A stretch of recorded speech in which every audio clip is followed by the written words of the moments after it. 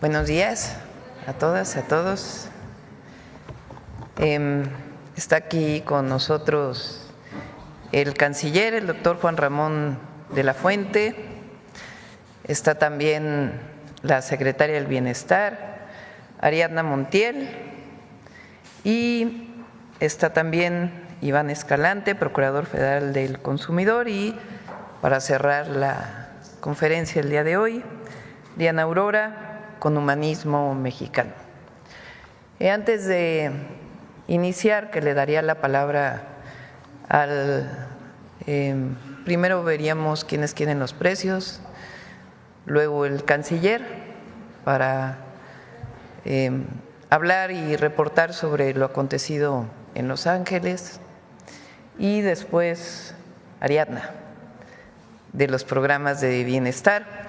Pero antes de ello quisiera leerles un comunicado que hemos hecho sobre los acontecimientos de este fin de semana en Los Ángeles, California. Las y los mexicanos que viven en los Estados Unidos son mujeres y hombres trabajadores, honestos. La gran mayoría de ellos que no tiene documentos, la gran mayoría de los que están en Estados Unidos tienen documentos de trabajo o son ciudadanos de Estados Unidos. El porcentaje de aquellos que no tiene documentos lleva ya muchísimos años viviendo en los Estados Unidos.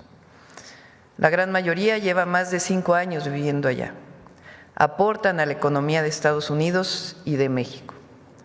Estados Unidos los necesita para su economía. 2, debemos siempre estar agradecidos con la ciudad de Los Ángeles, que ha recibido a cientos de miles de mexicanos a lo largo de los años. Ha sido generosa y los mexicanos hemos sido generosos con esta ciudad. 3, el Gobierno de México reitera su compromiso inquebrantable con la protección y defensa de los derechos humanos de los mexicanos en el exterior, independientemente de su situación migratoria. En este sentido, hacemos un llamado respetuoso, pero firme, a las autoridades estadounidenses para que todos los procedimientos migratorios se realicen con apego al debido proceso en un marco de respeto a la dignidad humana y al Estado de Derecho.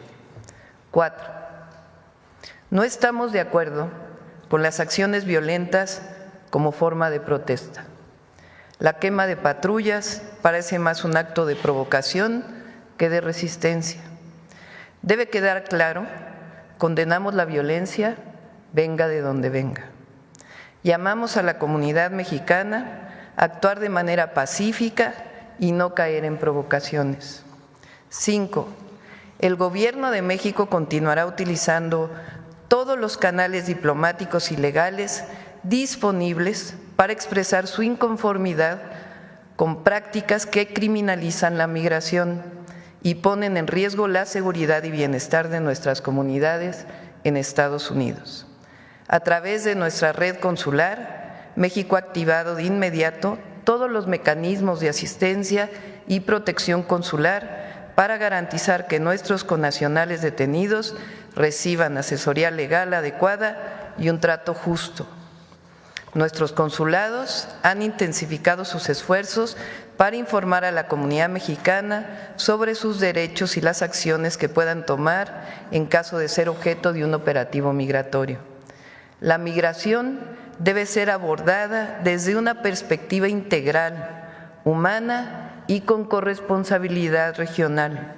México reitera su disposición para continuar colaborando con el Gobierno de Estados Unidos en la búsqueda de soluciones que privilegien el respeto a los derechos humanos, la legalidad y el desarrollo compartido. Ese es nuestro posicionamiento frente a lo que está viviendo en este momento Los Ángeles o que vivió el fin de semana. Nuestros consulados, el cónsul de Los Ángeles ha estado muy activo. Y ahora el canciller, después de quienes quieren los precios, informará con detalle cuántas personas mexicanas están detenidas, en dónde están y el trabajo que ha estado haciendo la Cancillería, particularmente a partir del trabajo de los consulados y del cónsul de Los Ángeles. Adelante, Iván.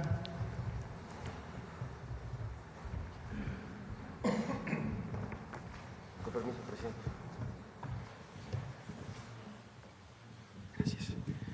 Muy buenos días a todas y a todos. ¿Quiénes quieren los precios? El día de hoy vamos a iniciar, como ustedes saben, recientemente la presidenta, junto con agroindustrias y empresas que venden en tiendas de autoservicio, volvieron a firmar este paquete en contra de la inflación y la carestía, y tenemos aquí los promedios de cuánto cuesta la canasta básica por regiones. En todos está por debajo de los 910 pesos. Entonces, en la región norte tenemos que cuesta en promedio 869,52, en la región centro norte 852,65, en la región centro 862,58 y en el sureste 824,90. Y estas son muy buenas noticias para todas las personas consumidoras, porque la canasta básica de 24 elementos no cuesta más de 910 pesos. Adelante. En nuestro monitoreo identificamos la más barata en esta bodega Aurrera Universidad en Acapulco, Guerrero, 708 pesos con 50 centavos. Le vamos a poner una palomita. Y la más cara, Walmart Hermosillo, en Hermosillo, Sonora, 992,80. Le vamos a poner un tache. Tres ciudades. Huixquilucan, Estado de México, la más barata City Market, 858,5 centavos, palomita. La más cara Fresco La Herradura, 931,95, tache. En León, Guanajuato, Mega Soriana, 828,90, la más barata, palomita. Y Ley, 917,65, la más cara, tache. En Solidaridad, Quintana Roo, la más barata, Chedraui y Playa del Carmen, 780,50, palomita. Y la más cara, Mega Soriana, también en Playa del Carmen, en 856,60, también palomita, por estar por debajo de los 910 pesos. Adelante. También monitoreamos, recuerden, el precio del kilo de tortilla en tortillería. El precio promedio está en 23.87. Tenemos una muestra de 601 tortillerías en nuestro monitoreo, que pueden consultar en la página de internet el precio del kilo de tortilla en cada una de estas 601 tortillerías. Tenemos en promedio las más baratas entre 19 y 20 pesos. Aquí en Tlaxcala, Coyoacán y Oaxaca pueden consultar la dirección completa, incluso la ubicación en nuestro sitio de internet. A estas tortillerías le vamos a poner una palomita. Pero también ubicamos estas que venden hasta en 28 pesos el kilo de tortilla, en una tortillería en La Paz, en Tampico y en Veracruz. A todas ellas les vamos a poner un tache. Continuamos ahora sí con el seguimiento a la Estrategia Nacional para promover la estabilización del precio de la gasolina, y aquí queremos destacar cuánto han disminuido en precio promedio las marcas que están participando en esta estrategia. Entonces, mientras que antes de la firma de este documento, por ejemplo, aquí están los precios. Rendichicas vendía en 25.36 el litro de gasolina regular, Oxogas 25.30, Petroced en 24.89, y aquí cómo han estado disminuyendo los precios de cada una. Por ejemplo, las estaciones de Pemex venden en un promedio de 23.80 el litro, disminuyendo 72 centavos previo a la estrategia hasta el día de hoy. Y continúan las buenas noticias, porque está disminuyendo poco a poco el precio, semana tras semana, el precio promedio del litro de gasolina regular. Adelante. En nuestro monitoreo, las que venden en precios justos y que no tienen un margen de ganancia superior a los 2 pesos, destacamos esta Pemex en Corregidora Querétaro, que vende en 23,19 el litro de gasolina regular, y aquí los precios en cada una de las regiones les vamos a poner una palomita. Pero también están las que se siguen volando la barda con los precios. Tenemos esta Petroseven en Chihuahua, 24.99 está vendiendo el litro de gasolina, aquí en cada una de las regiones, pero tenemos esta que está ubicada en Puerto Vallarta, Jalisco, que reporta un margen de ganancia de casi 5 pesos por litro de gasolina. Bueno, vamos a ponerles a ellas un tache. Continuamos con nuestros consejos Profeco de la semana. 1, la canasta PASIC cuesta menos de 910 pesos. Revisa el precio promedio en tu región, en nuestra página de internet.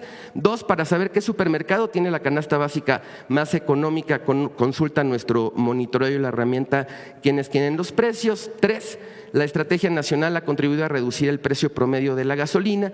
Identifica las marcas que han colaborado con mayor compromiso. Nuestras redes sociales, nuestra página de internet, adelante. Y le tenemos una muy buena noticia, Presidenta. Ya imprimimos, después de 5 años, la revista del consumidor. Queremos dar algunos datos. Esta revista está editada de manera ininterrumpida desde noviembre de 1976. A partir de abril del 2020 se dejó de imprimir por la pandemia y solamente se publicaba de manera digital. Va a continuar en línea sin costo y tenemos una estrategia de distribución gratuita con el Fondo de Cultura Económica y a través de nuestras 38 oficinas de defensa del consumidor. Va a seguir en línea, pueden consultarla y si usted me lo permite le entrego el número 1 de la revista reimpresa, señora Presidenta.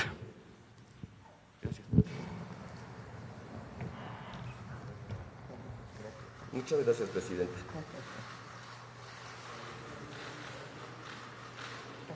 Gracias, Presidenta. Adelante, Manuel. Gracias.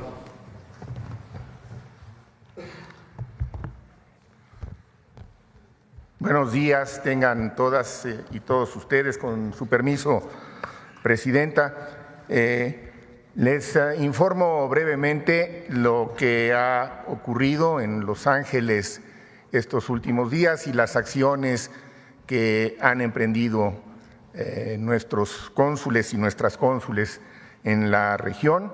Empiezo por decirles que desde el inicio, el viernes por la mañana, la presidenta Sheinbaum estuvo personalmente dándole seguimiento al asunto y dándonos instrucciones puntuales tanto a la Cancillería como a los consulados y ha seguido paso a paso los acontecimientos.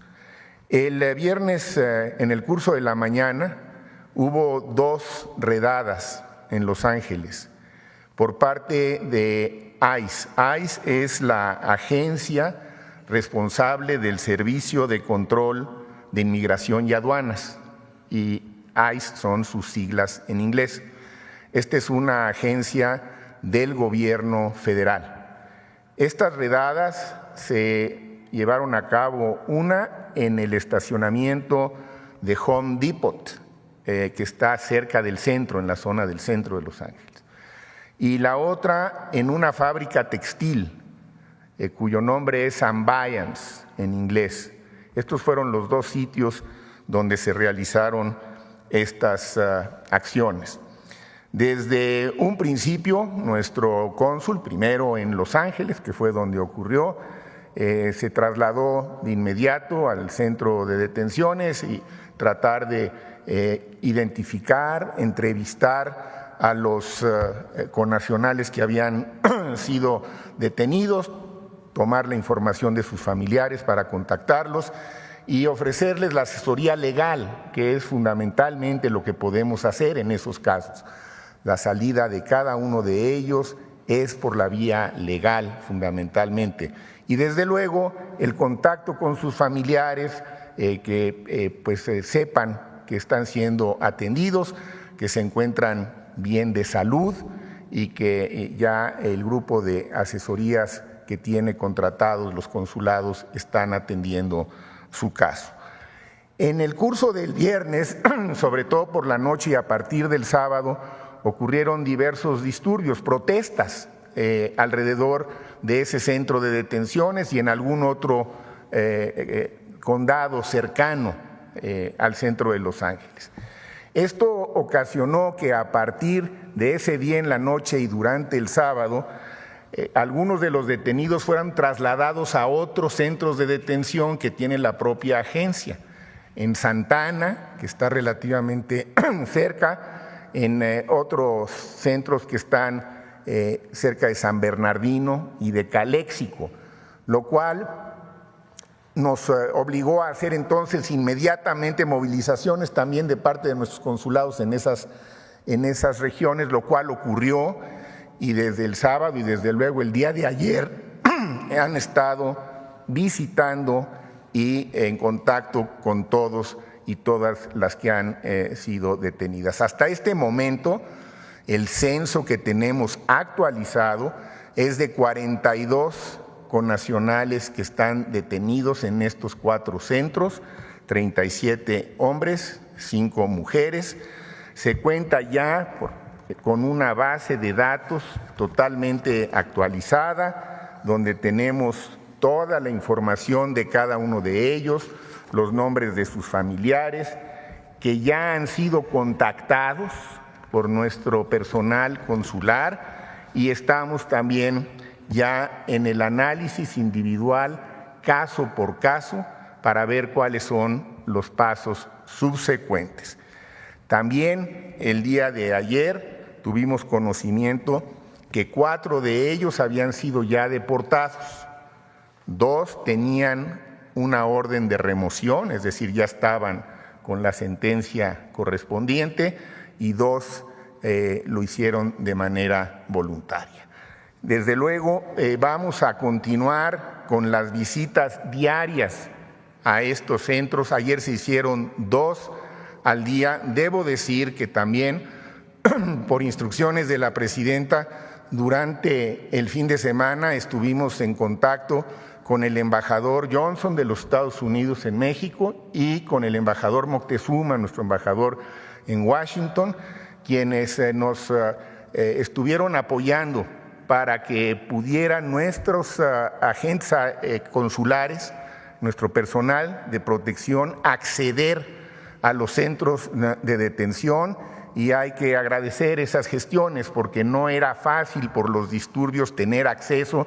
Sin embargo, el personal de nuestros consulados tuvo acceso, pudo ver a nuestros connacionales detenidos, constatar que estuvieran bien de salud y darles el apoyo que requieren en estos momentos que no dejan de ser de una enorme tensión. Que esto es lo que estuvimos esencialmente haciendo el fin de semana, concentrándonos en ellos, tratar de tener este censo actualizado, saber exactamente cuántos eran, dónde estaban, que estaban bien y cuál era su situación legal para poder también informar a sus familiares. ¿Qué es lo que seguirá a partir de hoy? Bueno, desde luego, ahí en esos 4 centros de detención continuaremos con las visitas como debe de ser para darle seguimiento puntual a cada uno de ellos, y toda la red consular está realmente alertada para estar reforzando la información que deben tener en estos momentos nuestros connacionales. Hay un número, si me lo pueden pasar, por favor, muchas gracias, que da servicio 24/7. Y que está atendiendo miles de llamadas todos los días. La primera recomendación general sería: cualquier duda, llama, porque ahí vamos a poder contestar tus dudas y darte de manera directa la información que requieres. Y desde luego hacer recomendaciones muy específicas, empezando como debe de ser, para que ellos puedan conocer sus derechos. Todas y todos los migrantes que están en Estados Unidos y en cualquier parte del mundo, independientemente de su estatus migratorio, tienen derechos. Y lo primero que necesitamos tratar de hacer en todos los casos es que esos derechos se cumplan. Y esa ha sido además la prioridad y la instrucción que nos ha dado la presidenta. Desde luego, si están en situación de cierto acoso, se les recomienda, y es importante que lo sepan, mantener la calma, tienen derecho a permanecer en silencio, no deben firmar nada que no entiendan, desde luego, y tienen derecho por la Convención de Viena, tienen derecho a solicitar la presencia de personal de su consulado, y el consulado tiene las potestades de brindarles atención y de hacerse presente a la brevedad posible. Junto con estas recomendaciones que estamos reforzando, pues también hacemos eco del llamado que ha hecho la presidenta reiteradamente y que hoy lo acaba de refrendar hace unos momentos en su comentario que nos ha leído. Necesitamos mantener la calma, necesitamos que todas las expresiones que se hagan sean pacíficas y por la vía legal vamos a encontrar las mejores salidas para todas y todos ellos. La instrucción es clara y la hemos cumplido cabalmente, señora presidenta. Agotaremos las vías legales y diplomáticas para defender los derechos de cada una y de cada uno de nuestros connacionales que se vean amenazados. En eso está la red consular y a eso nos hemos dedicado de manera intensiva en estos últimos 2 días. Y nada más, si me permiten, para precisar, porque tengo el dato de algo que es muy importante. La mayoría de nuestros connacionales son gente que está trabajando y es gente buena. La mayoría de los que fueron detenidos en estas redadas estaban trabajando en la fábrica textil de Ambayans. La mayoría de ellos llevan años trabajando en los Estados Unidos. Las cifras son contundentes. Casi el 95% de los 4.9 millones de connacionales que no tienen en este momento documentos llevan más de 5 años trabajando allá.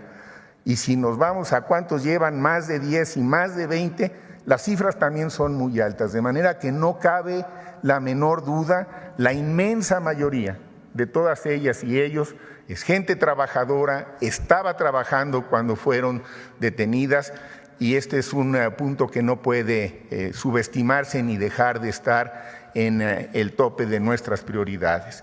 Así que seguiremos, presidenta, sus instrucciones todos estos días y en las semanas subsecuentes. Y por otro lado, también seguiremos manteniendo nuestro diálogo, porque así tiene que ser, con las autoridades. Necesitamos seguir hablando con ellos, con ICE, con CBP, con todas las agencias que están encargadas de este y otro tema.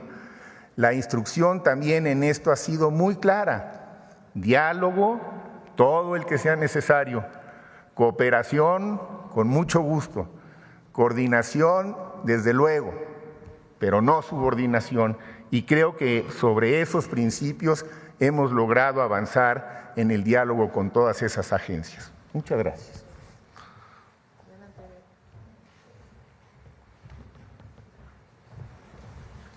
Con el permiso de la presidenta, buenos días a todas y a todos. Pues traemos buenas noticias, el registro a las pensiones de bienestar, tanto de las mujeres de 63 y 64 años como de los adultos mayores que ya cumplen 65 años. Adelante. Gracias. El registro se va a realizar a partir del día de hoy, 9 de junio, y hasta el día 21. Pueden consultar en la página de la Secretaría, en el módulo donde teclean su CURP y ahí les va a salir día y hora preciso donde pueden recibir sus recursos a partir de esa fecha. Adelante. Hay que recordar que debemos de llevar 5 documentos. El primero, la identificación oficial con fotografía, que puede ser la credencial para votar, el pasaporte, la cédula profesional y la credencial de INAPAM. La CURP, preferentemente de reciente impresión, porque el Registro Nacional de Población va certificando estas CURPs y eso nos permite tener un padrón más organizado y más transparente sobre todo. El acta de nacimiento también que sea legible. Nuestros adultos mayores tienen algunos papeles que ya tienen algunos años y es importante que sea un acta, si no nueva, pero que sea legible. comprobante de domicilio, que puede ser el pago del agua, la luz, el teléfono, la televisión por cable, que no tenga un periodo mayor a 6 meses. Esto es importante. Y algo también muy trascendente, un teléfono de contacto con el que no se vaya a cambiar, porque ahí les vamos a estar avisando cuando va a estar su tarjeta, cuando estén los depósitos. Entonces es muy importante que el teléfono celular que nos dejen sea uno que van a mantener en el tiempo. Adelante. Y ahora, para quienes no puedan asistir de manera presencial a hacer su registro porque están enfermos, porque tienen alguna situación que les impide moverse, nos pueden solicitar una visita domiciliaria también a través de la página de la Secretaría de Bienestar, gov.mx/bienestar. Ahí está el módulo donde nos dan sus datos, sus teléfonos, su dirección, para que vayamos a hacer el registro a su casa. Adelante. Y bueno, aquí está el calendario. Recordar que todo el proceso de registro y pago lo realizamos por letra del primer apellido de las personas. Es importante para brindarles un servicio adecuado y que no lleguen todos en un solo día, de tal manera que la A a la C se pueden registrar el día de hoy, el día 16, que es el próximo lunes, de la D a la H, los martes 10 y 17, de la I a la M, el día 11 y 18, de la N a la R, el día 12 y el día 19, de la S a la Z, el día viernes 13 y día 20. Y los sábados recibimos a personas de todas las letras, por quienes están trabajando y no pueden acudir entre semana a realizar su registro. Recordar que los módulos atienden de 10 de la mañana a 4 de la tarde. Es cuanto, presidente. Muchas gracias. Bueno, pues ahora sí vamos a las preguntas. A ver acá. Buen día, presidenta. Buen día. Jonathan Lozada, de Chiapas, Máximo FM. Sobre la represión en Los Ángeles, California, en estados como California, en Texas o en Arizona, la comunidad latina no solo representa una fuerza cultural o electoral, es de hecho el motor de industrias completas como la agricultura, la construcción, el transporte, los servicios o el cuidado de personas mayores, e incluso afectar su estabilidad o criminalizar su existencia es golpear directamente la columna vertebral de la economía estadounidense. Las protestas reprimidas en Los Ángeles, que además es una ciudad emblemática del trabajo migrante y de la organización comunitaria, son la expresión, consideramos, de un hartazgo acumulado, pero también podrían ser el inicio de una posible reconfiguración del poder latino en Estados Unidos, no como minoría silenciada, sino como un bloque político con identidad propia. A diferencia de otros momentos de crisis, hoy existe un gobierno de México que ha asumido abiertamente la defensa de sus connacionales en el exterior con una prioridad nacional. El gobierno de México ha consolidado, hemos visto, un discurso de revaloración moral y política del migrante como sujeto histórico. La estrategia de represión de Estados Unidos podría, pensamos paradójicamente, ser el detonante de una mayor movilización política latina, pues no vista en décadas. El presidente Trump no solo está enfrentando a California o a los gobiernos demócratas, se ha posicionado contra el corazón migrante de Estados Unidos, y eso podría tener costos, visualizamos, como cada operativo, cada detención, cada discurso estigmatizante, cada intento de castigar las remesas, sumaría argumentos para que sectores tradicionalmente apáticos como jóvenes latinos, trabajadores sin afiliación partidista, migrantes recién naturalizados, decidieran convertir su rabia en votos, y eso tendría más fuerza que cualquier acto de violencia que usted ya ha condenado en esta ocasión. Presidenta, frente a la represión de protestas en ciudades como Los Ángeles y al endurecimiento de las políticas migratorias de Estados Unidos, ¿pensaría su gobierno en fortalecer un acompañamiento y defensa de la comunidad mexicana, pero no solo desde lo consular, sino también en términos de protección integral y reconocimiento político a su aporte económico y social? Bueno, son varios temas. El primero, fíjense, se estima que hay en Estados Unidos alrededor de 40 millones de mexicanos y mexicanas de distintas generaciones. La gran mayoría de ellos, como hemos estado planteando desde hace ya pues varios meses aquí en la mañanera, que hemos dado varios datos, incluso de organizaciones de latinos en Estados Unidos, no solamente de mexicanos. De esos 40 millones, la gran mayoría son ciudadanos estadounidenses. Son de tercera, cuarta generación incluso, personas mexicanas que emigraron a Estados Unidos y que tuvieron ahí sus hijos y a su vez nietos y a su vez bisnietos. Entonces la mayoría se reconoce como mexicanos, muchos de ellos tienen la nacionalidad mexicana, pero nacieron en los Estados Unidos, son estadounidenses. Se estima que solamente el 10%, alrededor de 4 millones, son personas que no tienen documentos migratorios en Estados Unidos, documentos migratorios. Pero de esos 4 millones, cerca del 80% tiene más de 5 años viviendo en Estados Unidos, algunos 10, algunos 15, algunos 20. Es decir, están integrados a la vida de los Estados Unidos. Lo primero que tenemos que hacer es defenderlos en un sentido integral, no solamente por ser mexicanas y mexicanos, sino porque aportan mucho a la economía de México con sus remesas, por su solidaridad con sus familias, pero aportan mucho a la economía de Estados Unidos. Se estima que de lo que ingresa un mexicano que trabaja en Estados Unidos, el 80% se queda en Estados Unidos y el 20% se envía como remesas.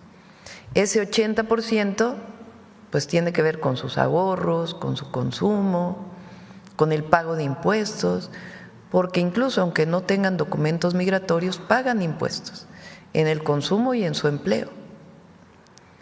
Ahora, cuando van a Estados Unidos son requeridos, digamos. Estados Unidos los necesita, la economía de Estados Unidos los necesita.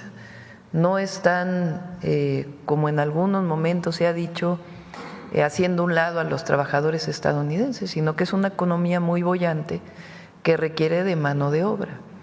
Y entonces las y los mexicanos trabajan en fábricas, trabajan en el campo, trabajan en los servicios, son cuidadores y también son científicos reconocidos. Es decir, están en todos los ámbitos de la economía y de la sociedad de Estados Unidos. México siempre ha planteado que en todo caso se requiere una reforma migratoria integral para el reconocimiento de esos mexicanos. Y también hemos planteado desde la Cuarta Transformación que la mejor manera de disminuir la migración de México a Estados Unidos pues es invirtiendo en México, porque la gente no migra por gusto, esencialmente migra por necesidad. Y lo cierto es que en los últimos 7 años ha disminuido enormemente la migración de mexicanos hacia Estados Unidos.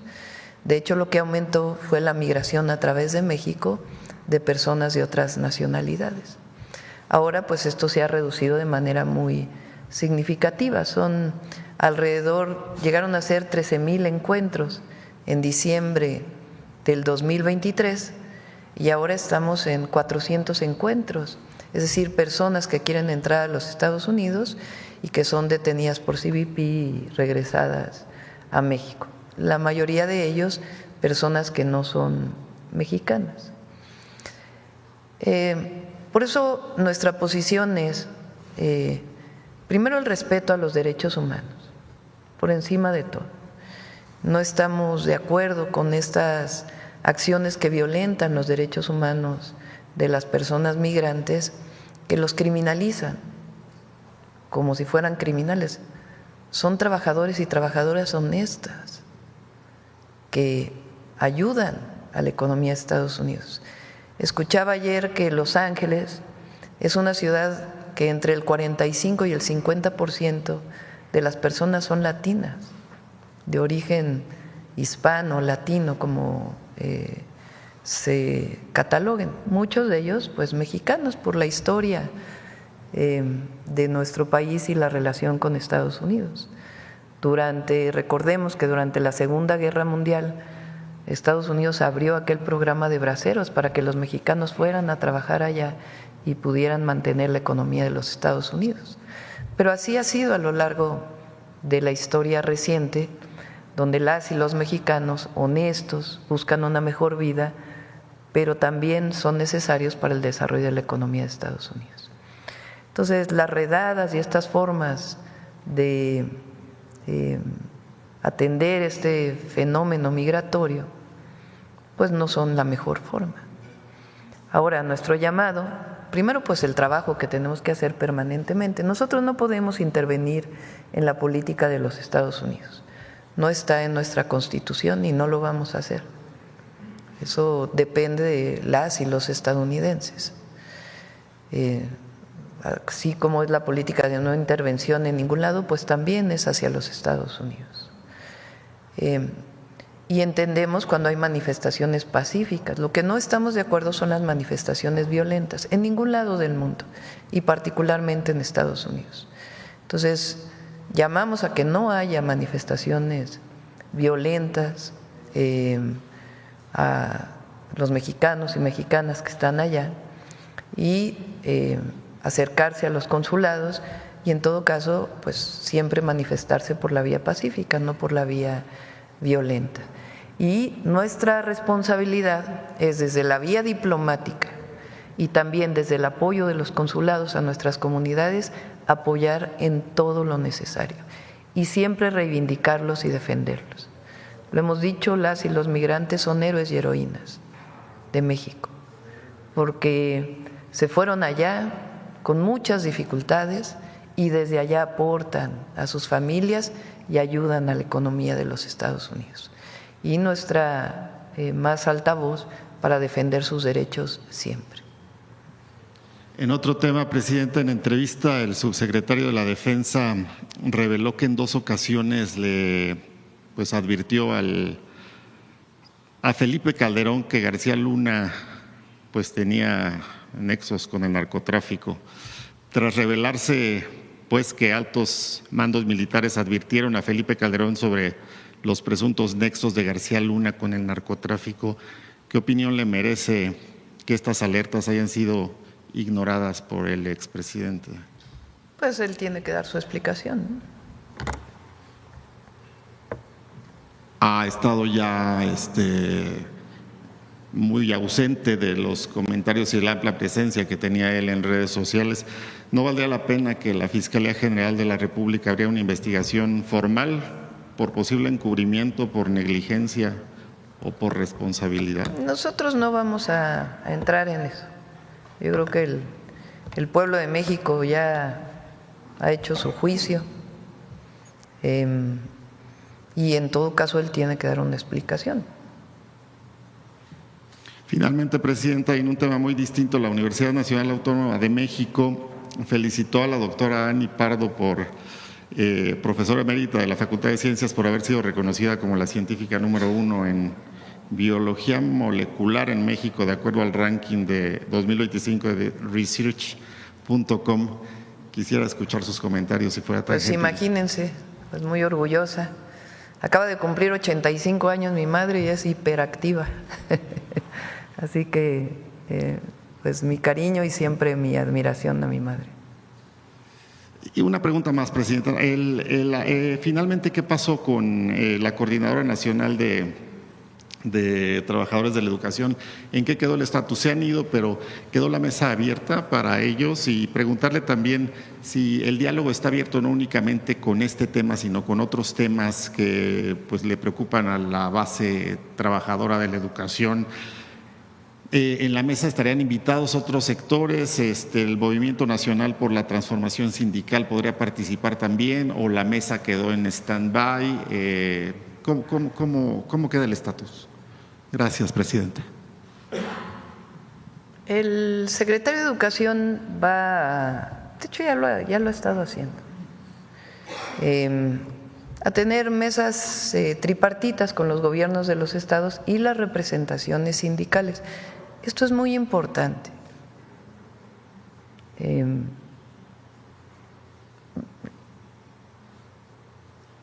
Las representaciones sindicales del Sindicato Nacional de Trabajadores de la Educación en cada una de las entidades, en algunas entidades hay 2 secciones, en algunas hay una sola sección, dependiendo, pues tienen elecciones y pues hay personas que ganan su representación sindical. La CENTE tiene dentro del Sindicato Nacional de Trabajadores de la Educación algunas representaciones sindicales, como Oaxaca, como Chiapas, ahora Zacatecas. Entonces, lo que hay son mesas tripartitas con las representaciones sindicales de cada entidad. En algunos casos, pues es con el CENTE. El CENTE, digamos, es el paraguas, es el Sindicato Nacional de Trabajadores de la Educación, y la coordinadora pues es una organización que ha ganado representaciones sindicales. Hay otros dirigentes de la CENTE que no tienen su representación sindical.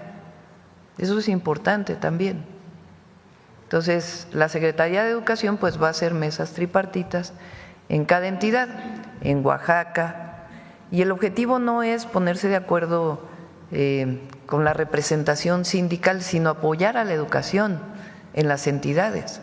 Si se requieren más maestros, pues se requieren más maestros para cumplir con la función sustantiva del Estado mexicano, que es el derecho a la educación.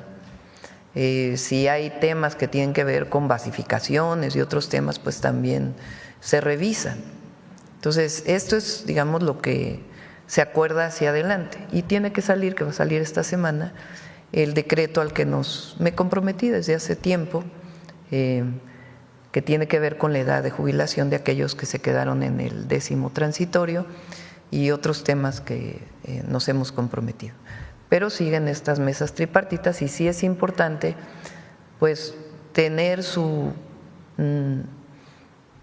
ubicar, digamos, quiénes tienen la representación sindical y quiénes pues son miembros de la CENTE pero no tienen su representación sindical. Muchas gracias, presidente. Sí. A ver acá y luego vamos para acá. Gracias, presidenta. Olga Ojeda Lajuz, corresponsal del periódico Imagen de Veracruz y Diario del Istmo. Presidenta, ya han pasado 20 días del asesinato de Jimena Guzmán y José Muñoz, colaboradores clave en el equipo de la jefa de gobierno, Clara Brugada. ¿Qué información tiene sobre los avances de la investigación criminal? ¿Nos puede dar un avance?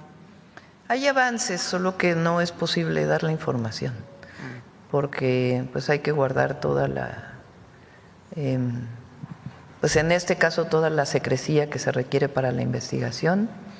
Se está trabajando con total coordinación con la Fiscalía General de Justicia de la Ciudad de México, quien tiene el caso, y se le está apoyando por parte del Gabinete de Seguridad en todo lo que requiera la Fiscalía. Pero pues hasta que no estén los resultados, pues difícilmente se puede abrir mucho la investigación. Mañana viene el Gabinete de Seguridad y tal vez en el marco de lo que se pueda informar, pues pueden dar algunos avances. Sí, lo entiendo. Sí. Por otro lado, presidenta, hace la semana pasada, precisamente en una empresa constructora en Coatzacoalcos, fue atacada a balazos, presuntamente por un intento de extorsión.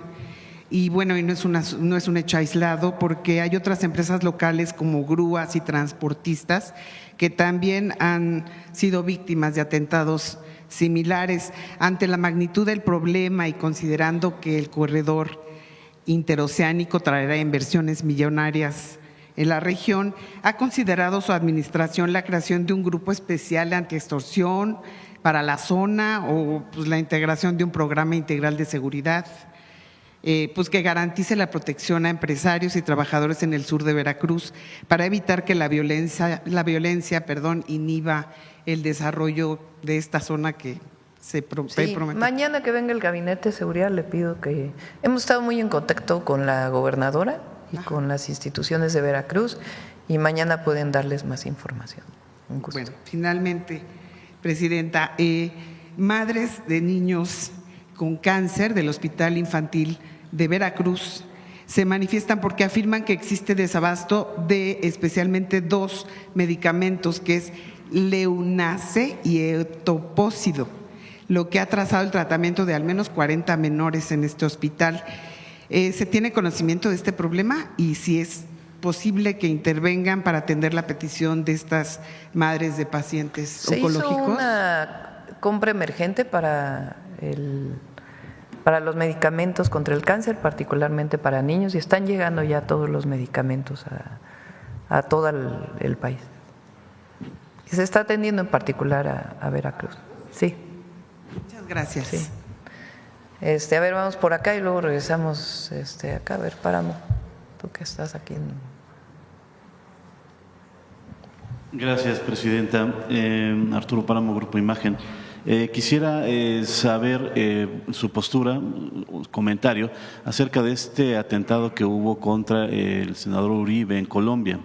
Hubo un comunicado por parte de la Cancillería, un mensaje en redes, pero me gustaría conocerlo. Usted habló también la semana pasada acerca de la necesidad de crear un grupo de alto nivel con Colombia para abordar el tema de la seguridad entre ambos países. No sé si esto abona a la necesidad de generar este grupo de alto nivel. Bueno, son dos cosas distintas, ¿no? Lo primero es condenamos el atentado y esperamos su pronta recuperación. No estamos a favor de la violencia nunca, y en particular condenamos este atentado y nuestra solidaridad siempre con el pueblo y el gobierno de Colombia. Y eso es por un lado.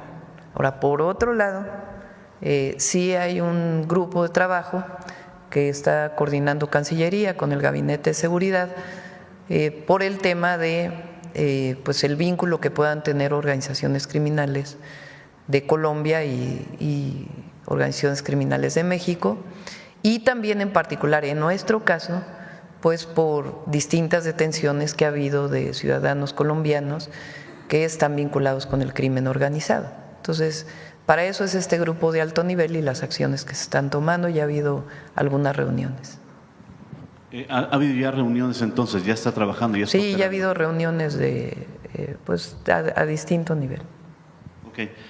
Presidenta, nos comentó la semana pasada que estaba también todavía analizando la posibilidad de acudir a Canadá a la cumbre del G7. Sí, ya como decidí invitada. que sí voy a ir al G7. Sí, iría entonces. ¿Cuál sería, digo, a grandes rasgos, de manera general, su agenda? Dijo que sería solamente un viaje de un día.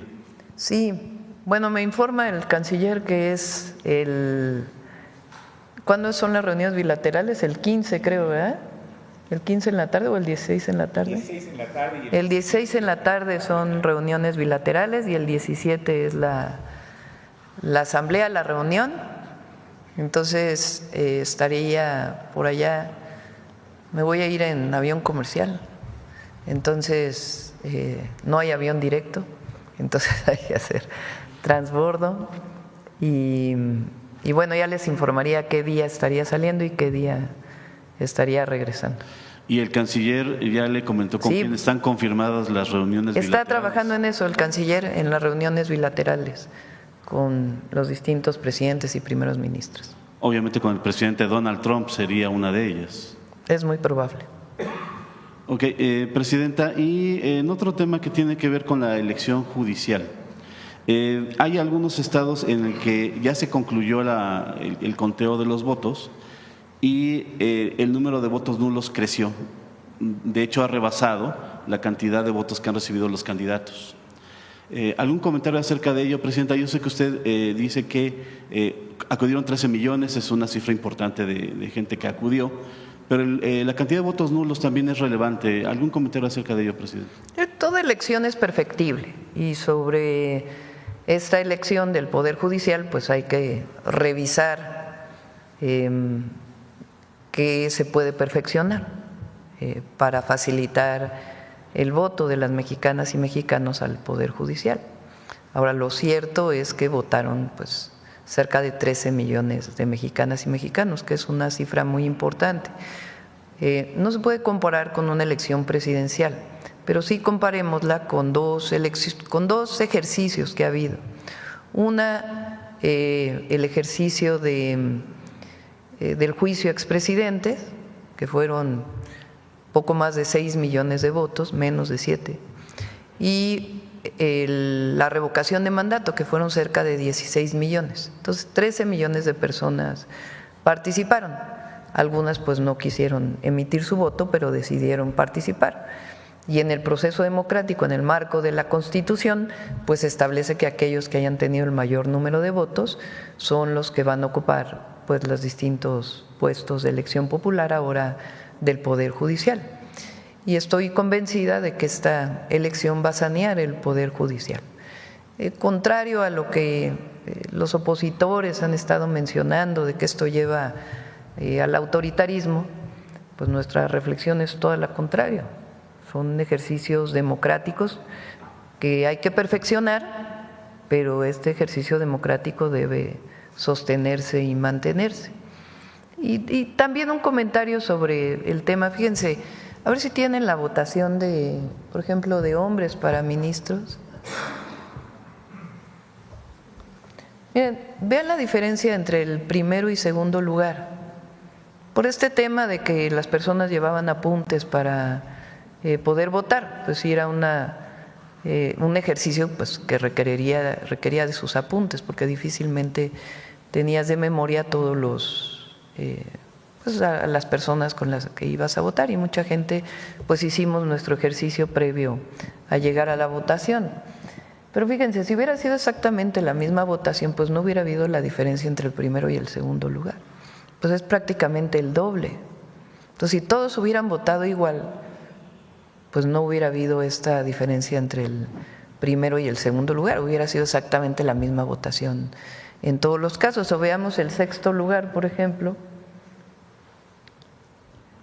el número 36, Anaya Gallardo Federico, pues tiene casi 2.6 millones de votos, muy cercano al quinto lugar. Entonces, claro que hubo diversidad de la votación, de por quién se votaba, si no hubieran sido exactamente iguales todos los votos a las mismas personas. Entonces, es una reflexión sobre este tema que se ha estado planteando de que todo el mundo votó igual. Pues no es cierto, no todo el mundo votó igual. Entre las cosas que habría que perfeccionar sería la boleta misma. Yo creo que sí, son reflexiones que tenemos que, pues, y que tiene que ser principalmente el INE, el Instituto Nacional Electoral, porque recuerden que en el 2027 pues viene la segunda parte.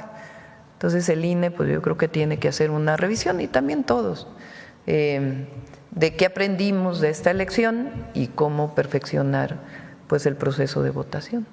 Gracias. Por último, Presidenta, hubo reuniones desde hace varias semanas de colectivos de buscadores de personas desaparecidas con la Secretaria de Gobernación. Al principio acudíamos por invitación los medios de comunicación, ya no ha sido así. Quisiera saber si ya tiene usted algunas propuestas concretas que se hayan vertido ahí y que se vayan a incluir en todas estas iniciativas que habrá. Sí, ya los va a presentar aquí la Secretaria de Gobernación. Sí fueron incluidos varias observaciones que hicieron los colectivos, y estas reuniones son para garantizar que esos comentarios fueron incorporados. Obviamente pues es difícil que haya unanimidad, pero lo que está buscando la Secretaría de Gobernación es que la mayor parte de los comentarios sean incorporados. Muchas gracias. Ahora sí, acá. Gracias, Presidenta. Yo soy Carolina, de Código Libre.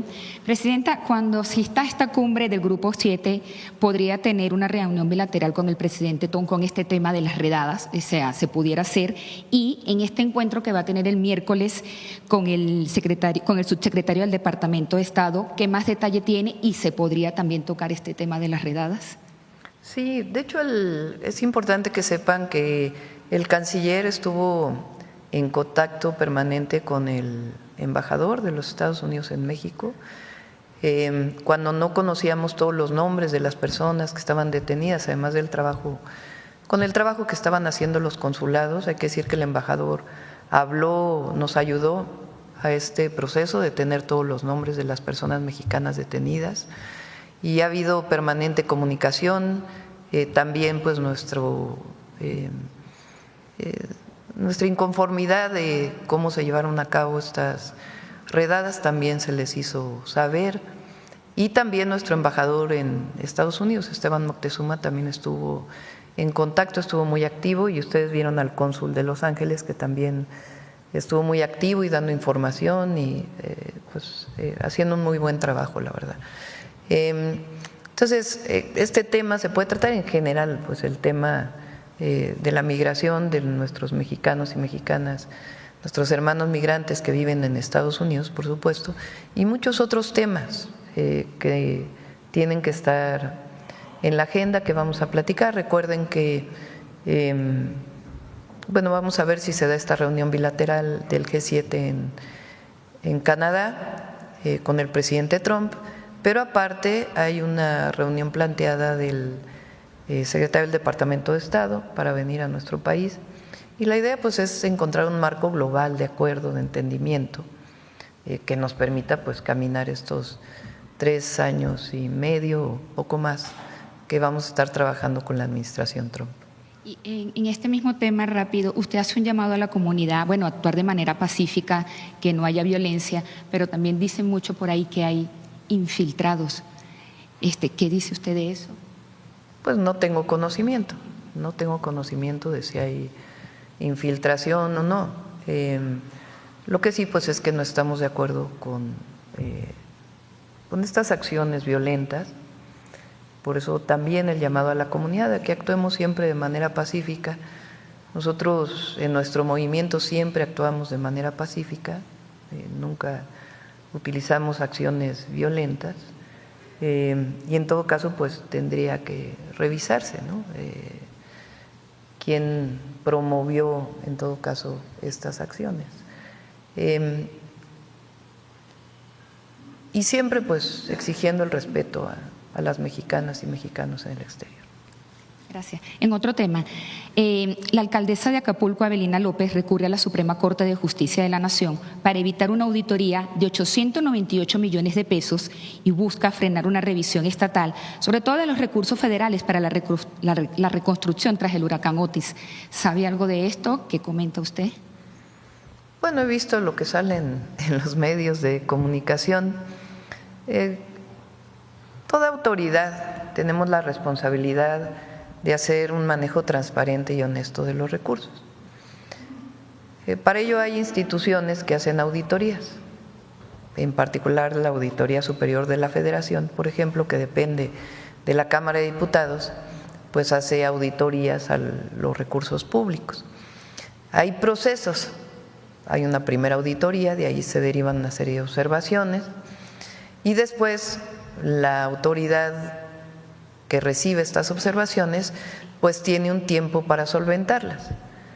A veces son faltas administrativas que no tienen que ver con un mal manejo de los recursos, sino con una falta administrativa de que no se siguió exactamente el procedimiento.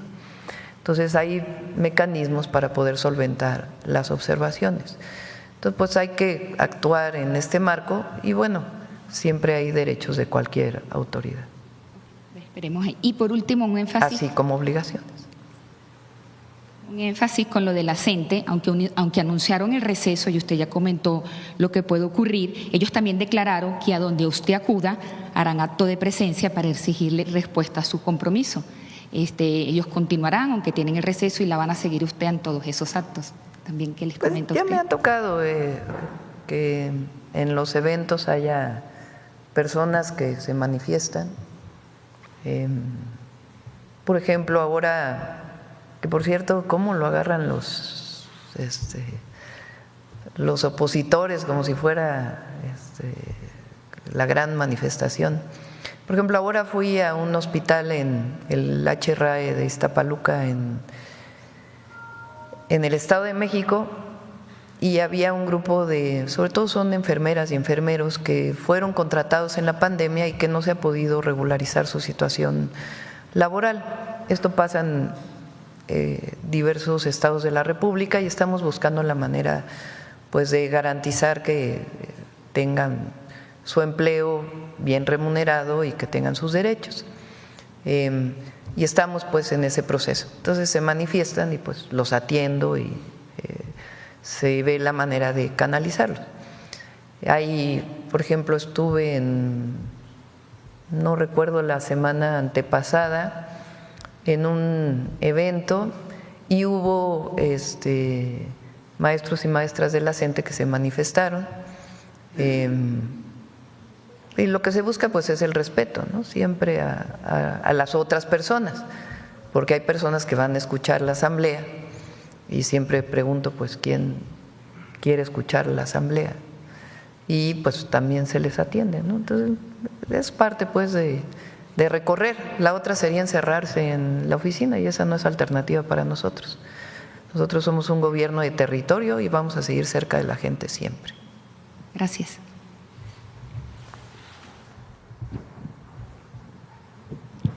Gracias. Buenos días, Presidenta. Rocío Jardines, de Teleurbana y W Radio. Preguntarle, en estas redadas que se han dado en Estados Unidos y en el acercamiento que han tenido con los connacionales, ¿qué les expresan ellos? ¿Cuáles son las violaciones a las que han pues sido sujetos? También saber si este número que nos ha dado a conocer, Canciller, si puede aumentar en los próximos días. Y bueno, por otro lado, Presidenta, también conocer el tema de del acercamiento entre el secretario de Economía, Marcelo Ebrard, y las autoridades de Estados Unidos para hablar del tema de aranceles que se están imponiendo a nuestro país. Saber cómo van esos acercamientos, esas negociaciones en primer lugar. Gracias. Sí, muy bien. El viernes estuvo Marcelo allá, estuvo tanto con el secretario no sé cómo se llama, USTR, no sé cuál es la traducción, de tratados comerciales, digamos, y también el secretario de Comercio tuvo las reuniones y se va avanzando de manera importante y pues es el acuerdo integral al que queremos llegar, es parte de lo que vamos a conversar el miércoles con el subsecretario del Departamento de Estado y creemos que vamos muy avanzados en este proceso. Y por otro lado, pues sobre los connacionales que fueron detenidos. Con su permiso, Presidenta, como les comentaba, la gran mayoría de quienes están detenidos son connacionales que llevan muchos años en Estados Unidos. Lo que nos han manifestado, digamos que la mayoría de ellos, es que quieren la asesoría legal, algunos ya la tenían de hecho, para hacer toda la gestión legal y tratar de poder mantenerse en los Estados Unidos. Esa es en este caso. Pero desde luego está también siempre la preocupación de que se les avise a sus familiares, por eso la Presidenta también nos puso mucho énfasis desde un principio, contacten a los familiares porque genera una gran incertidumbre, pues estaban trabajando en su fábrica donde trabajan y ahí con un orden de cateo entró ICE y se los llevó. De manera que en este caso es básicamente los que llevan ya varios años van a irse por la vía legal.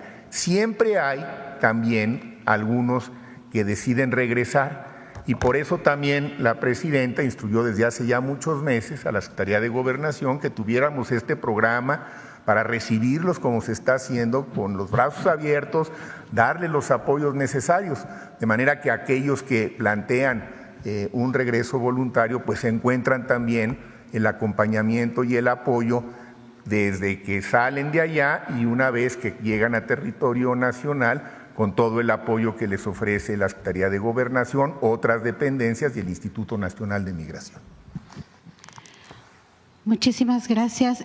Por otro lado, preguntarle, Presidente, en el tema del Poder Judicial, Hugo Aguilar, quien será el próximo presidente de la Suprema Corte, pues ha hecho este llamado a que haya un voto de confianza a las personas que pues no creyeron en esta elección. Y quiero saber, Presidente, en primer lugar, si usted se suma a este llamado, porque bueno, además de esto, han venido una serie de denuncias que se ha dado sobre todo a través de redes sociales, Presidenta, por señalamientos. No nada más está este crecimiento de quienes han anulado los votos, sino también señalamientos porque hay problemas de captura en magistraturas de distrito, aseguran que hay quienes fueron candidatos y que afirman que han ganado, Presidenta, a quienes los postuló el Ejecutivo. También hay observadores electorales, sobre todo. ¿Cómo estuvo la última? Han asegurado, Presidenta, hay sobre todo un candidato, que Gustavo García, que ha estado denunciando que él ha observado quienes han ganado han sido quienes están en la boleta como parte de candidatos o quienes apoyaron el Poder Ejecutivo. Que salieron del Poder Ejecutivo. No, que apoyaron al Poder Ejecutivo. Es que no exacto, que el Ejecutivo los propuso, Presidente. Bueno, pero pues eso depende de los electores. Pues por eso venía a un lado Poder Ejecutivo, Poder Legislativo, Poder Judicial.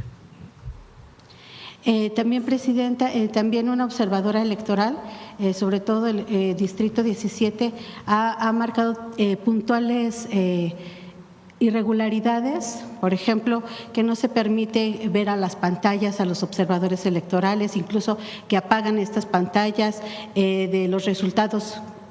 También que no han querido proporcionar la versión estenográfica del Consejo, que no es casual que un consejero distrital pues han renunciado en la mesa del Consejo protestando ante un fraude que se esté cometiendo, y que se ha negado la posibilidad de ver actas, aunque alegan que es algo general. Bueno, pues insisten que hay muchas irregularidades muy particulares. Pues tiene que aclararlas el Instituto Nacional Electoral y los institutos electorales locales, estas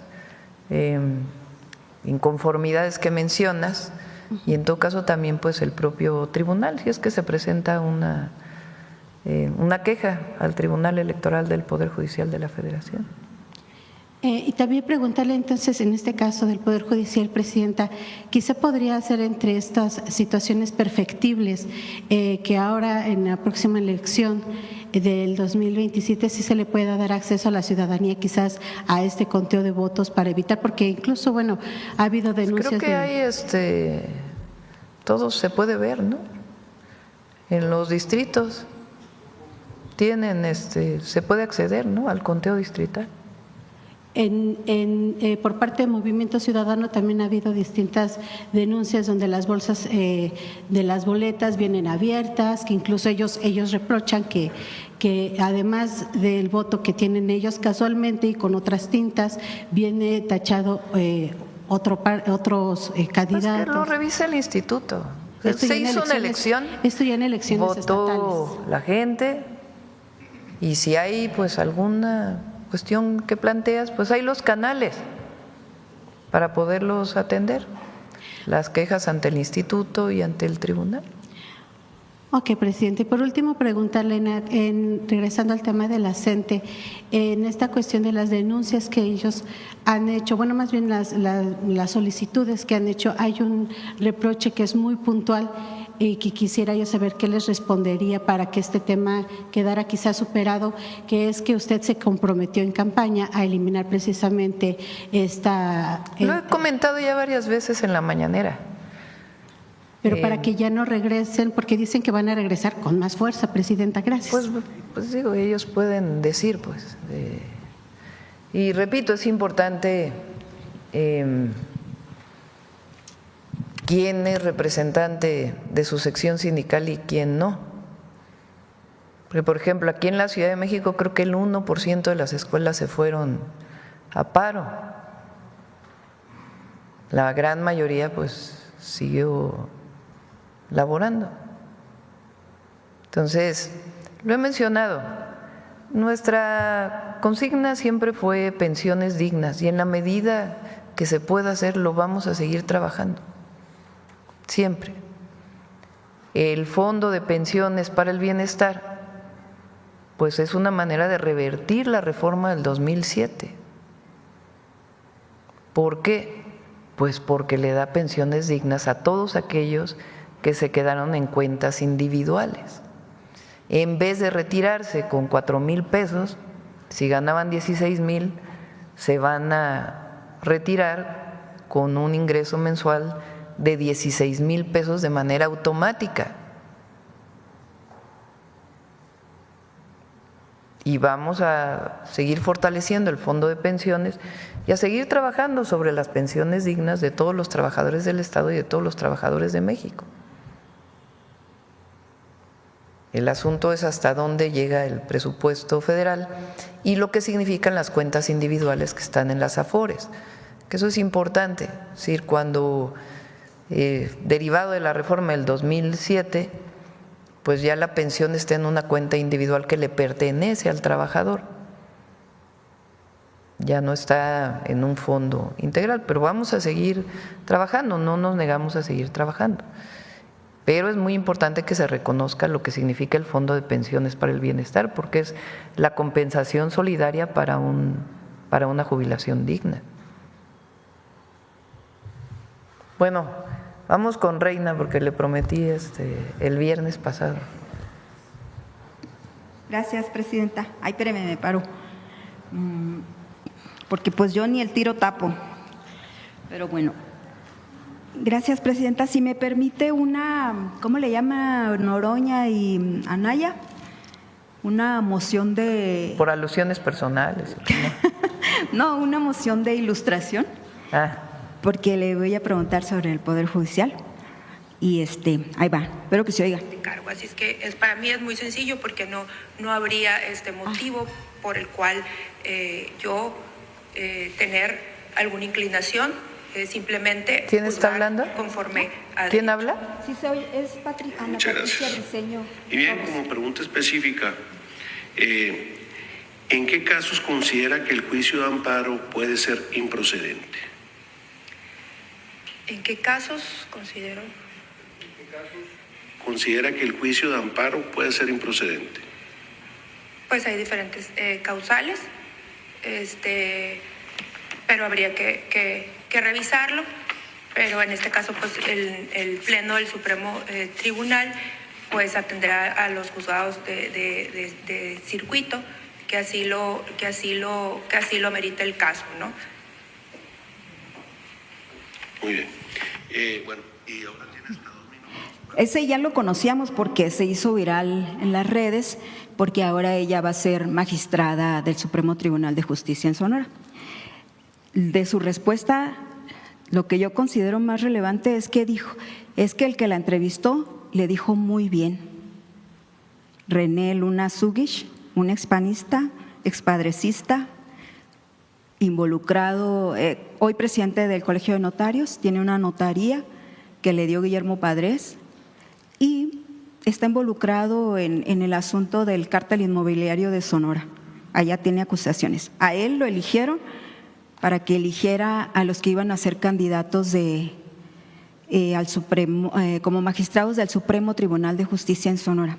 Y en el caso de Ana Patricia, la cito porque ella puso en su página, en la página del INE de Conóceles, ella puso que el Estado de Derecho exige perfiles con experiencia probada.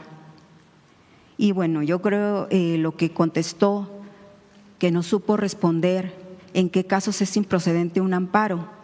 Con 15 años de experiencia ella, según dice en el derecho, pues sí dejó mucho que pensar en Sonora. Y aparte, pues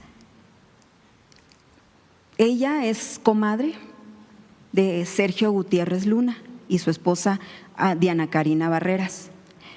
Usted ha hablado en las últimas semanas después de la elección y antes también en la promoción del voto que se iban a acabar los compadrazgos, los amiguismos, las parentelas en el Supremo, en el nuevo Poder Judicial que se va a vivir en México a partir de septiembre. Pero, ¿qué confianza pueden tener los sonorenses en que esto va a suceder si Ana Patricia Briceño Torres ha hecho su carrera prácticamente al amparo de sus compadres? Nada más le pongo un ejemplo. En el último año, presidenta, ella ha desempeñado 4 cargos casi simultáneamente y 2 de ellos fue impugnada, en 2 de ellos.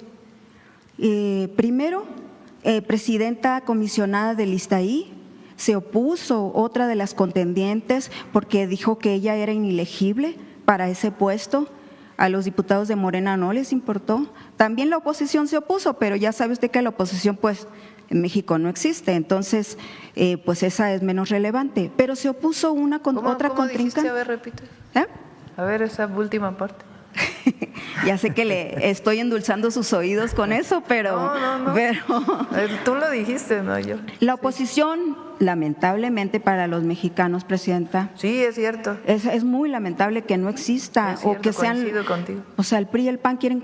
Los poquitos que quedaron ahí, que son muy malos, pues quedaron… Quieren ellos rescatar, pero obviamente pues el pueblo sabe que no son que no están luchando por sus intereses, ¿verdad? Digo, por los intereses del pueblo, sino por los intereses personales.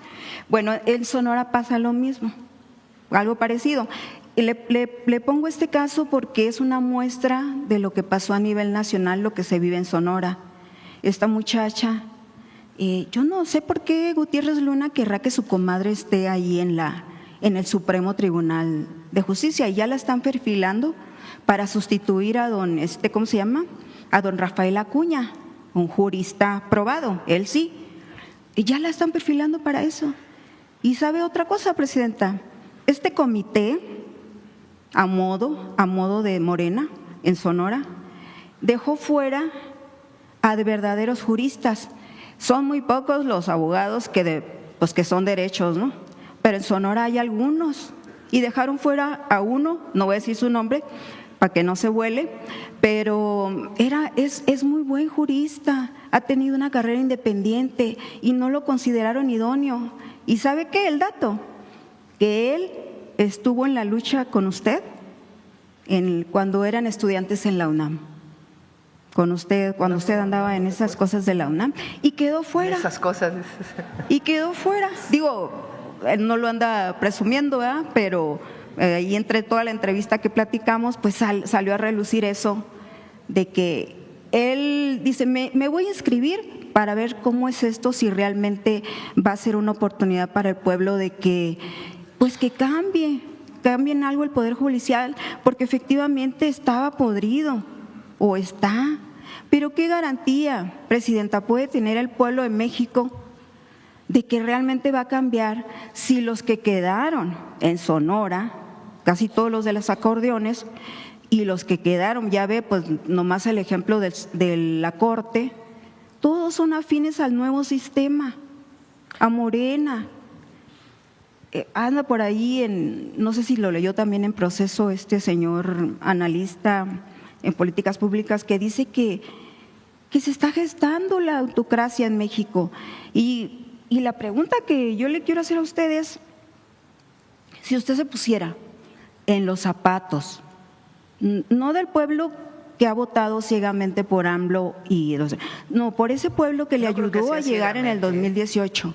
Sí, porque hay gente que lo adora, eso es un hecho, y que diga lo que él diga, va a estar siempre con él. Entonces, pero hay gente, Presidenta, que en el 2018 creyó, votó, y me refiero a pueblo, a sociedad pública, que no tiene nada que ver con los partidos políticos, y que hoy está totalmente decepcionada. Si usted se pone en sus zapatos y ve, es como lo ve esa gente, que todos, que son los mismos, que Hugo Aguilar trabajó en lo del Tren Maya, que está otra vez todos esos nombres que pues ya hemos dado a conocer mucho aquí y que todo el mundo los ha dado a conocer, Lenia Batres, Esquivel, con toda esa carga de la que trae ahí arrastrando con su tesis. O sea, son gentes inmorales, Presidenta. No lo creo. Bueno, sabrá Dios qué hizo ahí en la UNAM para que le quitaron todos esos cargos. Ha de haber sido también como Gutiérrez Luna, Sergio Gutiérrez Luna, que tiene pendiente una denuncia allí que está estancada en el sistema anticorrupción de Sonora. Pregunto, ¿quién eligió a esta persona que tú dices? La propuso el Ejecutivo. Por eso, ¿pero quién la eligió? Alfonso Durazo. No, pero ¿quién la eligió? Y ¿quién la eligió? ¿Quién decidió que ella fuera? Y pues mire, la eligieron también con toda esa experiencia. Mi pregunta es, ¿quién la eligió? Primero, pues yo digo que Sergio Gutiérrez, dijo, tú vas a estar ahí en la… ¿Quién la eligió? O sea, ¿quién decidió que quedara con votos? Primero, Sergio Gutiérrez la trajo para que estuviera en el comité de selección, no solo para que estuviera. ¿Pero quién la eligió? ¿Quién decidió que quedara? ¿Quién fue? Para que presidiera el comité de selección del Poder Legislativo de México. O sea, ella, con su inexperiencia probada, eligió a los que quedaron en las boletas a nivel nacional. Ah, ella era de la comisión. Era de la comisión. Ah, bueno, pero ¿quién eligió a los que quedaron? Cargos. Eran 4 cargos, le dije, ¿no? Presidente, comisionada está ahí. Vamos a hacer una historia. Diputada suplente de su comadre Diana Karina Barreras. A ver, pero mira, vamos a hacer una historia. Se abrió una convocatoria para los 3 poderes. Vamos a hablar del tema federal. Una convocatoria para los 3 poderes. Se inscribieron quienes quisieron. Tenían que cumplir con una serie de requisitos establecidos en la Constitución. Que ella no mínimo cumplió. De promedio, cartas de recomendación, un ensayo. De ahí se hizo una primera selección y después de esa primera selección se hizo otra selección para ver quiénes iban a participar. Para evitar que fuera por dedazo, pues se hizo una tómbola, para que no, aún ya con los seleccionados, pues de esos que al azar, los mejores que habían sido seleccionados por las comisiones, al azar se decidiera por tómbola quién iba a participar en la elección, para evitar que se dijera hubo al final una tómbola. Y de ahí, pues participan en la elección.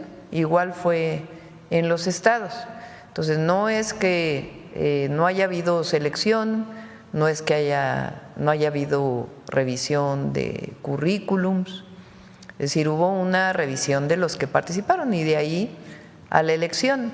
Ahora, el Poder Judicial, la Corte, los ministros de la Corte que se han manifestado en contra de esta reforma y en general en contra de la 4T políticamente, porque también ellos hacen política. Los que se reunieron en lo oscurito con el presidente del PRI, ellas, pues a la mitad del camino decidieron que mejor no participaban. Primero abrieron su convocatoria, se inscribieron y luego dijeron, no, fíjense que mejor no participaban, mejor ya nos echamos para atrás, ya no decidimos. El Senado tuvo que agarrar esos nombres para que participaran y seleccionarlos por tómbola, para que no dijeran que fue su propia comisión quien decidió sobre los propuestos por la Corte. Y sobre eso se hizo la elección. Pues ese es el proceso que se siguió. Es un proceso constitucional. Eso que usted dice, Presidenta, efectivamente, pues da que en los últimos días, ya después de la elección y antes, pues es la realidad. Es la realidad de que no fue el pueblo el que eligió a sus jueces magistrados. ¿Quién fue? Y mucho menos a sus ministros, mucho menos. ¿Quién fue entonces? Pues el mismo sistema, Presidenta. ¿Cuál sistema? Primero los eligieron en una tómbola. Luego este comité de dudosa capacidad, como Ana Patricia Briceño, ¿Pero cuántos más participaron en ese comité? En Sonora. Los otros todos eran afines a Morena. Dejaron afuera a los, no le digo que dejaron afuera. Por eso, pero para eso había el Poder Legislativo y el Poder Judicial.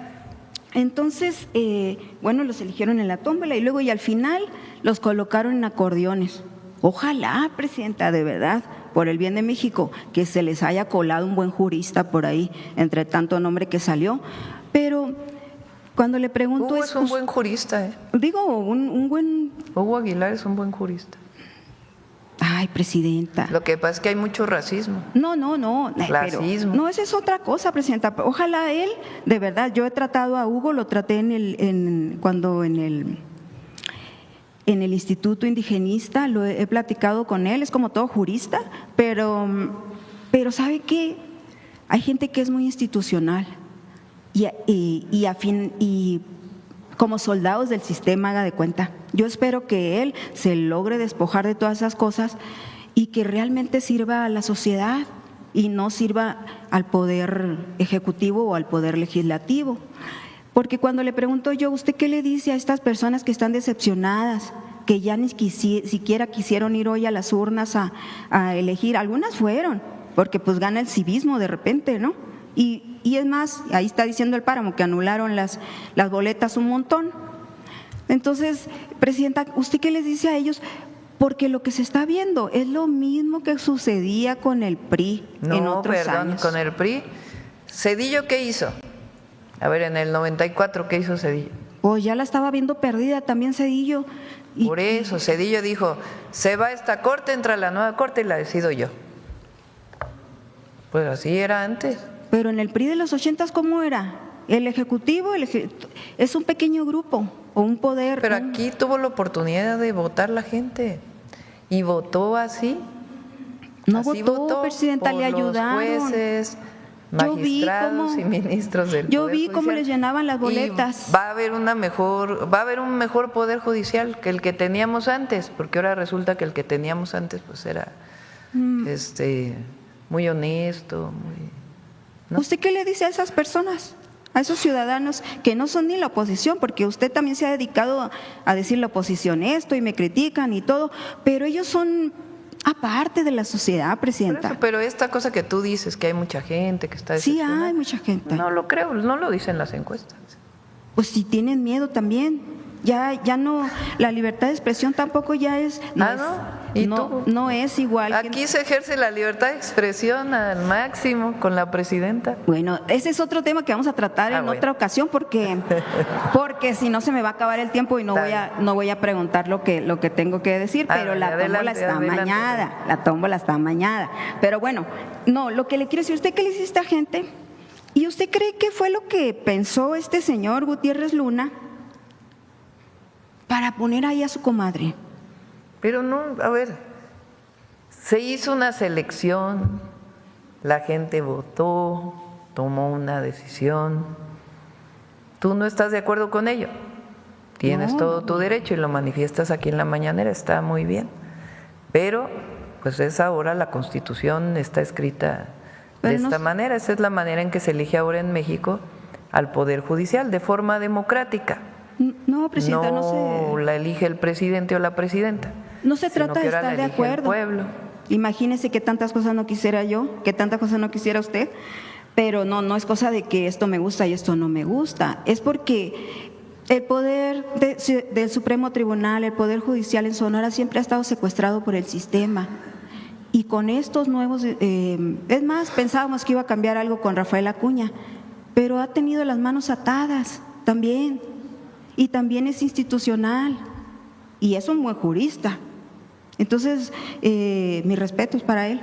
Pero con esta gente nueva que llega, ahora lo van a quitar de ahí, van a poner a esta señora. Y esto es malo para la democracia, para la sociedad sonorense, porque ya sabemos cómo se las gasta Sergio Gutiérrez. Mire que cayó parado, venir con Padres, se lo lleva Padres a Sonora, lo hace su asesor. Luego le da encargo de implementar el nuevo sistema de justicia penal, se desaparece el dinero, no implementa nada, ahí está esa investigación que nunca se ha terminado. Y en el nuevo sistema de justicia penal allá, adivine quién trabajó ahí con él, Ana Patricia Briceño Torres. O sea, ya si hace como pato, como dicen, como ganso, y camina como ganso, pues es ganso. Ese es tu punto de vista. Eso decía el presidente Andrés Manuel López Obrador, eso lo decía él. Y eso no es mi punto de vista, es lo que ve la sociedad, esa parte del México profundo que no ve que va a cambiar algo, que ojalá, además, ni va a cambiar algo porque no se han renovado ni los policías, ni los ministerios públicos, ni las defensorías de oficio, ni las fiscalías en los 32 estados. Eso no se ha movido un gramo y los abusos siguen. Y siguen a la orden del día en todo el país. Yo digo por Sonora, donde se le ve a diario, y por otros estados que me han llegado, pero eso sigue, Presidenta. Entonces, pues es muy triste en lo que hemos caído y ojalá que este señor José Antonio Aguilar, pues que se le haga la boca chicharrón para que algo cambie de verdad y que pues ese pesimismo que hay sobre México, pues no sea tan así, que sí. Yo no veo pesimismo, yo veo mucho optimismo. Morena tiene al PRI y al PAN allá adentro, pues ¿de dónde viene Gutiérrez Luna? En Sonora han renunciado. Vamos a lo que sigue, Reina, para que… Bueno, y luego Ana Patricia, ¿qué cree? Votaron 200,000 en Sonora y casi más de la mitad votaron por ella, por una desconocida. Pues es que funcionaron los acordeones en Sonora y en México. Entonces, eso es muestra de que no fue el pueblo. Cada persona tuvo una votación diferente, fíjate. No fue el pueblo el que eligió a sus jueces, magistrados y ministros. Bueno, esa es tu opinión. Ya lo vamos a ver, ya lo veremos en el diario cotidiano. Y otra pregunta, Presidenta, que le tengo a usted. Mira dónde los traigo en la mano. Usted ha reconocido, o en las últimas semanas, pues dijo que sí dijo lo que los maestros dicen que dijo. El video ese que anda por ahí, donde usted se comprometió con ellos a derogar la ley del ISSSTE del 2007 y otras cosas. Cuando usted estuvo en campaña, Presidenta, usted ya había pasado los 6 años del presidente Andrés Manuel López Obrador, y una de las banderas principales de que la CENTE y de que llevó el expresidente fue justamente lo mismo: derogar la ley del ISSSTE del 2007. No lo hizo. Sí, el Fondo de Pensiones para el Bienestar es equivalente a recuperar la pensión digna. Es más, en algunos casos es mejor para el ingreso que van a recibir de jubilación los que se están jubilando. Es mejor. Ellos no cerramos la puerta de seguir discutiendo y buscando las mejores opciones de jubilación para las maestras y los maestros. Pero lo cierto es que hoy no estamos en la condición cuando se aprobó la reforma del 2007. Hoy hay un fondo de pensiones para el bienestar que a todos los que están con cuentas individuales les da una pensión digna. El fondo de pensiones para el bienestar se aprobó después de cercano a la elección. Pero quiere decir que la recuperación de la pensión digna bajo un régimen solidario se incorporó a través del Fondo de Pensiones para el Bienestar. Eso no existía antes. Sí, ya lo explicaba. Y eso es lo que hemos estado insistiendo permanentemente, y la mayoría de los maestros y maestras lo reconocen. La gran mayoría reconocen el incremento salarial del 9%, que en septiembre será del 10%, reconocen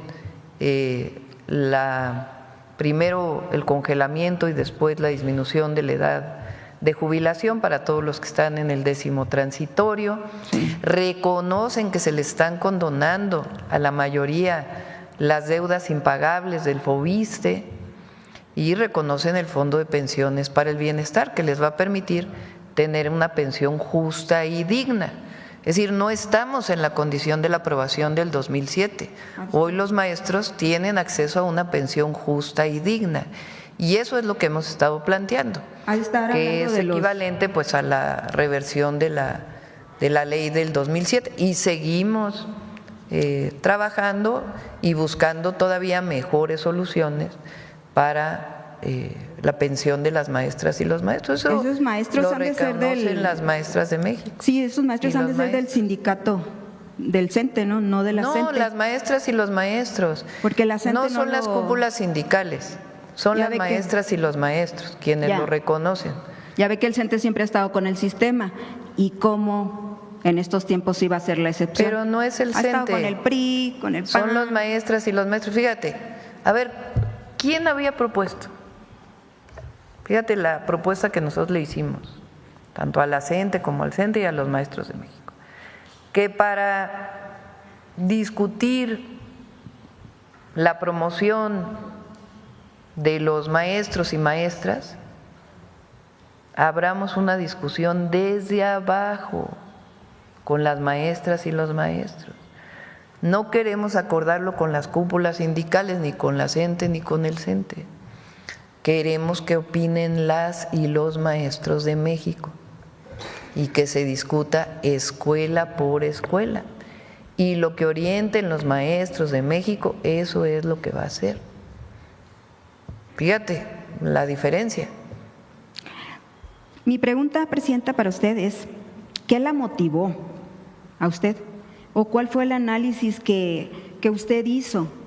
Si ya había visto que en 6 años AMLO no cumplió con la promesa, ¿por qué usted se comprometió con la CENTE? En aquel momento no existía el Fondo de Pensiones para el Bienestar. Hoy existe. Y el Fondo de Pensiones para el Bienestar recupera las pensiones de las maestras y los maestros que están en cuentas individuales. Entonces, ¿todavía se puede perfeccionar más? Sí, pero en aquel momento no existía la pensión digna que quedó al final del gobierno del presidente López Obrador a través de este esquema. Entonces, es distinta el momento en donde dije ese posicionamiento a lo que existe ahora, que es la recuperación de las pensiones de las maestras y los maestros de México. Fue una promesa discutiendo, vana. repito, no nos negamos a seguir discutiendo, pero tampoco estamos de acuerdo pues en las formas, en las acciones violentas que se desarrollaron. Pero en ese durante las momento, manifestaciones. ¿era una promesa vana, Presidenta, o usted sabía que, Bueno, ya lo contesté. que no se podría cumplir? ¿Sí lo contesté o no lo contesté? Bueno, ya dijo que no se puede cumplir porque… No dije eso. Dije que los maestros y las maestras recuperaron su pensión justa con el Fondo de Pensiones para el Bienestar, que no estamos en la condición del 2007, cuando se aprobó la reforma, sino en la recuperación de las pensiones justas, dignas, y que seguimos trabajando para que mejoren todavía más. Presidenta, y a la par de este tema de los maestros, ¿qué se está haciendo en su gobierno para nivelar, equilibrar los sueldos, no solo de los maestros, de los médicos? Hay médicos que ganan 13,000 pesos, de los policías que también andan en el ejército, bueno, los policías dependen de los estados. Bueno, los federales, nosotros hay policías federales. Dimos un aumento salarial muy importante a todos los miembros del ejército mexicano este año. La Guardia Nacional también, y en general todos los trabajadores del Estado, en la medida que den los recursos públicos, pues nosotros queremos que las y los trabajadores estén mejor. Entonces, estamos trabajando en ello. Pero, por ejemplo, para nivelar, Presidenta, hay gente que gana, administrativos que ganan, ya le decía yo de la directora del Hospital Bienestar de Sonora, pues que gana más de 100,000 pesos. No, pero no sé por qué dices que gana más de 100,000 pesos. Vamos a pedirle de mañana en 8 a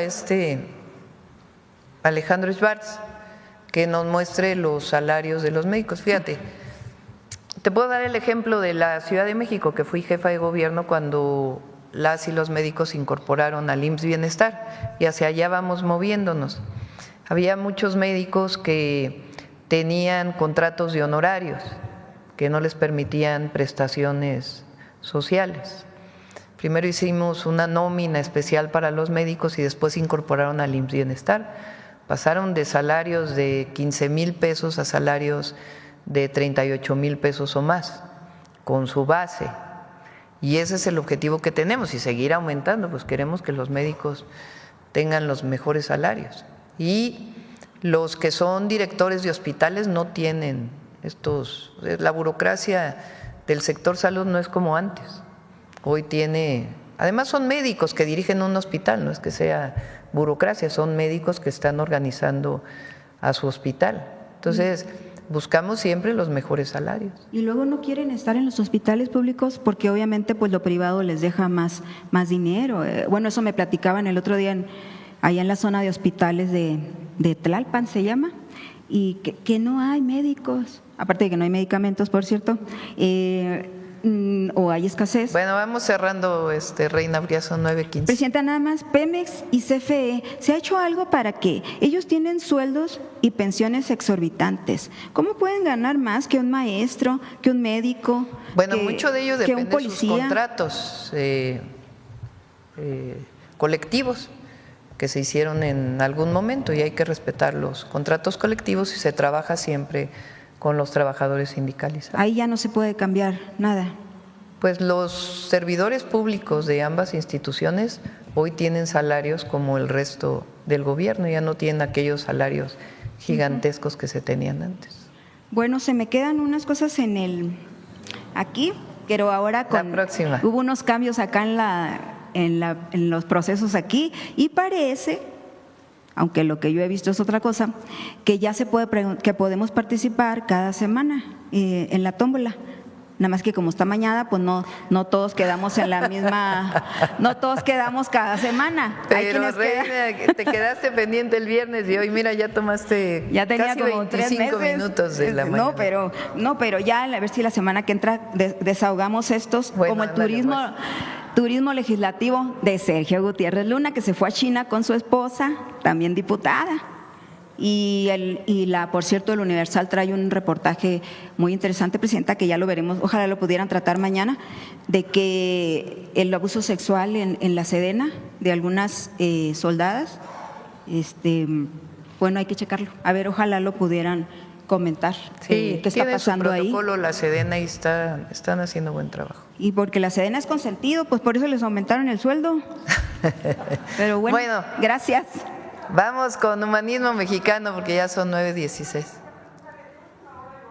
Chiapas acaba de denunciar que los policías de Guatemala están coludidos con los grupos delincuenciales. El día de ayer se registró una balacera en la zona fronteriza. Si quieren hablamos mañana de eso. Se puede explicar todo lo que ocurrió y tienen que tomarse pues medidas y vamos a ver esta publicación del gobernador. Pero si quieren mañana lo comentamos con más detalle para que se. Presidenta, le reportaron si elementos de la policía denominada PACAL cruzaron. A ver, denle el micrófono a la compañera para que se pueda escuchar su pregunta. Muchas gracias, disculpe. Solamente para consultarle si en la reunión de mañana de la mañana del Gabinete de Seguridad le comentaron si este grupo policial denominado PACAL efectivamente cruzó a territorio guatemalteco para continuar con el combate a grupos delictivos que llevó a cabo ayer. Esto parece indicar que sí, lo están investigando y no está bien que eso haya ocurrido. Y mañana, si quieren, vamos a dar toda la información sobre esto, que lo pueda dar ya el secretario de Seguridad. ¿Hasta el momento han tenido reportes de si efectivamente los elementos policíacos de Guatemala están coludidos con las organizaciones criminales? No tenemos información sobre ello, y mañana podemos dar más información. Sí se dio el informe en el Gabinete de Seguridad, pero quedaron les instruí a que hicieran una mayor investigación. ¿Hay lesionados o bajas de parte de elementos mexicanos? No. Gracias, presidente.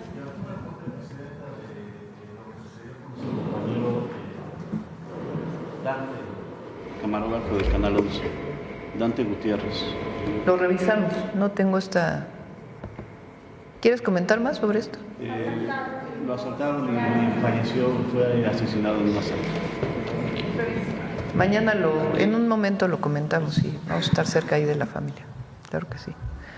Bueno, muchas gracias, vamos sobre humanismo mexicano.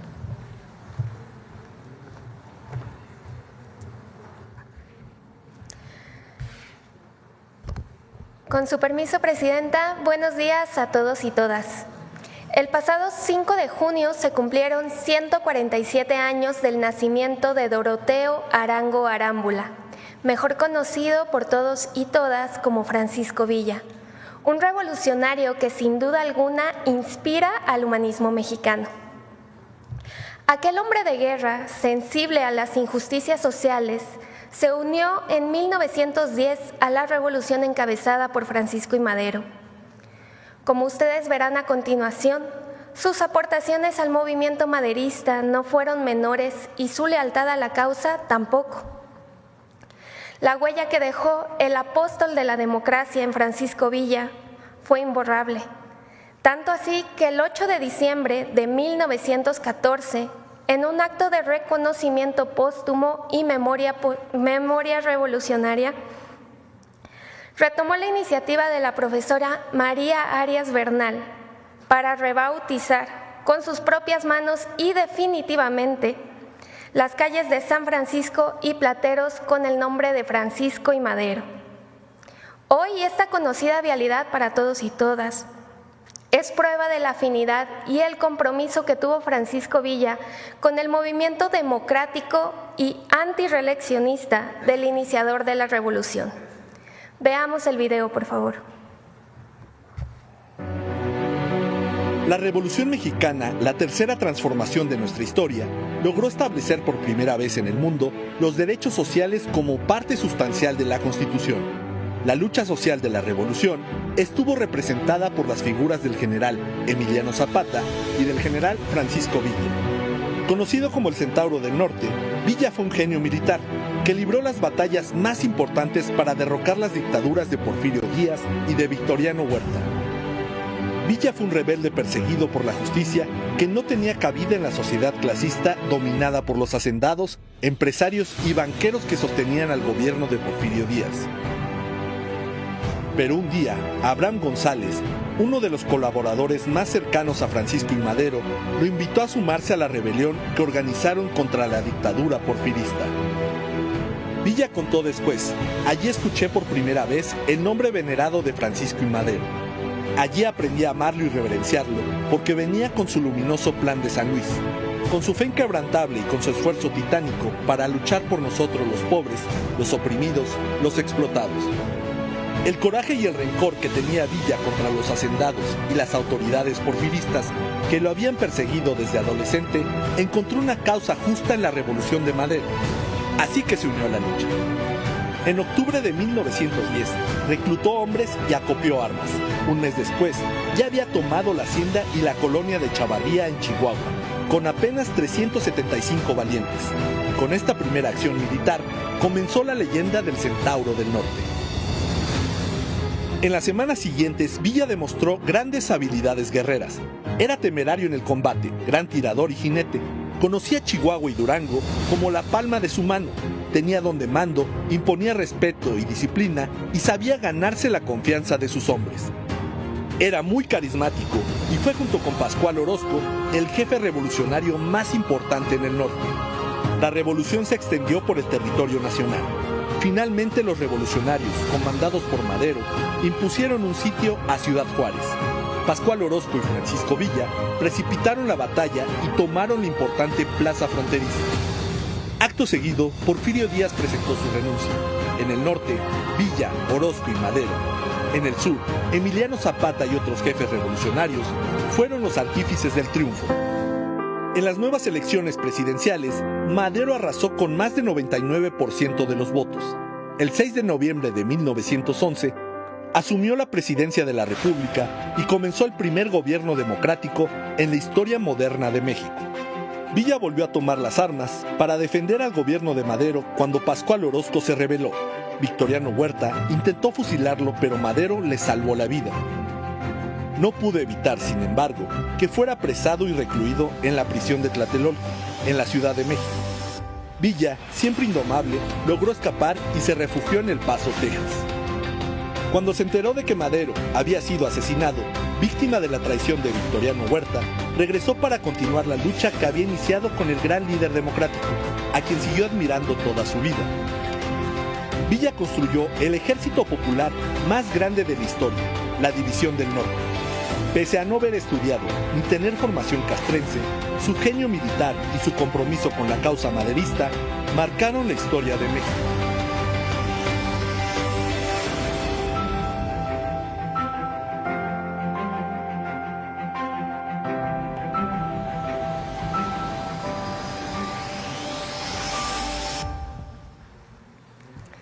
Durante las siguientes 2 semanas retomaremos desde diversas aristas las acciones y el legado de Pancho Villa, el revolucionario que encarnó los ideales del pueblo. Nos vemos el próximo lunes. Muchas gracias. Gracias.